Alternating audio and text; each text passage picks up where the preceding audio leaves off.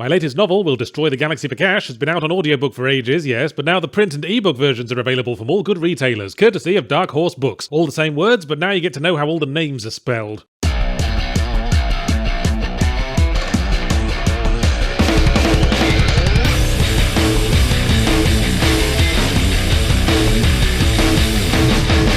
Hey kids, what starts with Sir, ends in punk, and has been splashed onto the computer screens of lonely single gamers the world over? That's right, Cyberpunk, the hot new immersive sim conveniently, if unimaginatively, named after its genre. The genre of choice for people who hate capitalism but love looking like a member of Dead or Alive after they stepped on a landmine. I say immersive sim, I feel that description hinges on the game being in some way immersive. I was playing the Steam version, which might more accurately be termed a buggier than a party sub that got left on the floor of a motel bathroom sim. The bugs were ceaseless, mostly non-game breaking animation fuck-ups and voice lines not playing, but every now and again I'd have to reload a save because I accidentally crossed a cutscene trigger while grabbing an enemy, and I'd come back from the loading screen with my head jammed up their arse, like the result of some Cronenberg-esque teleportation accident. It's a shame because when I looked up at the dizzying neon towers of Night City and the crowds of NPCs where no two are the same and they're all uniquely dressed in some way like a cross between a character from Lazy Town and a Cenobite, I thought to myself, man, this game would probably be really immersive if my trousers hadn't just turned invisible again. But as you know, I hate to harp on a game having bugs these days when the developers might eventually patch them all out, in this case given I'd estimate about 10 years and an industrial quantity of crab shampoo. Let's focus on the stuff the game meant to do, like the lovely titties, and the working its developers half to death. Cyberpunk is set in the high-tech dystopian sprawl of Night City, and it's still called that during the day, which strikes me as a bit of an oversight, and the main character is V, of Vendetta fame, a jobbing mercenary on a quest for the big time. After a heist on a corpo stronghold goes cyber tits up, V finds themselves with 6 months to live and a piece of classified tech jammed in their bonds, which makes them hallucinate the ghost of Keanu Reeves, who in this world was a legendary freedom fighter who died in a blaze of glory, sticking it to the man, and was also a hard-drinking rock guitarist that everyone wanted to fuck and probably had a really big knob. Bit laughable, really. It's like what used to happen whenever Gene Simmons got cast in a film and was given any amount of creative control. Honestly, Keanu Reeves seems a bit miscast as a dangerous, super cool bad boy rocker. I tend to think of him as the human equivalent of an affectionate Labrador with slight facial paralysis. Anyway, V's task is to continue being a gigging mercenary while seeking a way to purge their brain of Keanu thoughts before their consciousness gets overwritten and they start seriously considering signing on to the Day the Earth Stood Still remake. So, Cyberpunk is an immersive RPG with an emphasis on the RP part of the G, where you must balance your stats and perks across ranged combat, melee combat, stealth, and hacking gameplay. In my experience, this wasn't so much about picking a specialization as it was picking one thing to really suck at. By the end of my game, I had high stats in everything except tech. So my V was a super strong gun-toting tank who was also a stealthy ninja, and a master hacker who could insta-kill a good amount of the enemies just by looking at them funny and thinking about it, but who was absolutely useless at mending DVD players. Even the non-facetious tech skills didn't seem terribly useful, like crafting. I didn't craft Jack fucking Thompson in this game, and still ended up with 50 spare health kits and more bullets than John Lennon's corpse. As I say though, this was by the end. Earlier on it was easier to be intimidated by the sheer depth of upgrades and unfriendly interface. Incidentally, if one more AAA game has me navigate its menus by moving a mouse pointer with the gamepad, I'm going to lock it in a basement and only feed it when it's caught a fly with a pair of lead salad tongs. The first time I opened the map and the visual space was crowded with icons like teenage boys around a hole in a shower room wall, I felt a little overwhelmed. But it turned out that much like the working class in the eyes of American politics, there's a lot of Cyberpunk 2077 that's really not worth worrying about. I was baffled as to why the map has a special icon for food vendors. There's no hunger meter, and as I said, I was cleaning health kits out of my armpits. Why the fuck would I want to buy food? Is it just for the people who want to roleplay as Michelin travel guide writers? And I was initially impressed by the vast range of perks and cyber enhancement slots available for building your character, but after a certain point, a lot of those didn't offer enough benefit to be worth the bother either. Would you like a robot foot with plus 5% defense against verrucas? Well, I do hate wearing a rubber sock at the swimming pool, so hacking off a limb does sound like a perfectly level-headed alternative. Better move on, looks like I've hit the backhanded compliment layer of this review trifle. Cyberspooge 1969 is well written enough. The way it structures its story around V's personal struggles gives us a strong focus, while the background details subtly trickle in the necessary exposition and world building, like a nice quiet room heater. But it's the little touches of atmosphere that make it for me. My favourite moments were when I'd finish a gig and find myself waiting for my summoned car on the side of the road in a bad part of town at night. The cars hurrying by, sirens in the distance, to my left a pack of neon punks daring each other to snort a line of aquarium gravel, and I'd think, man, this is really bringing back fond memories of trying to cab home from Fortitude Valley at 1 a.m, until I'd notice one of the punks T-posing or Cronenberging with a vending machine and get pulled out again. Oh right, I'm just playing a video game that's about as stable as a relationship counselor's waiting room in an earthquake test centre. I did wonder why CD Projekt Red only unlocked my review copy like the day before general release. I mean, this thing had more hype than Michael Stipe. What were you afraid of, lads? Some people getting turned off by the bug reports and the game only making $9 billion squillion. Cyberpunk is barely holding itself together with all its content and disembodied organs of developers that were ritualistically sacrificed to it, and the end result is a game that could seriously benefit from some editing. For every well-designed open-ended mission with multiple approaches, there's one that just forces you into combat, or ends anticlimactically because the target clipped through a bus shelter. So I'd say this is the AAA horse plop plop syndrome again, the result of too many people working on the game who were trying to look busy. Sure, there's a theoretically nice plate of steak fries here, but it's partially buried in potato peelings, and I don't understand why you peeled so many more potatoes than you actually needed, nor why you literally enslaved a few people to get them all peeled in time. Also, not to make a fuss, but I ordered a salad!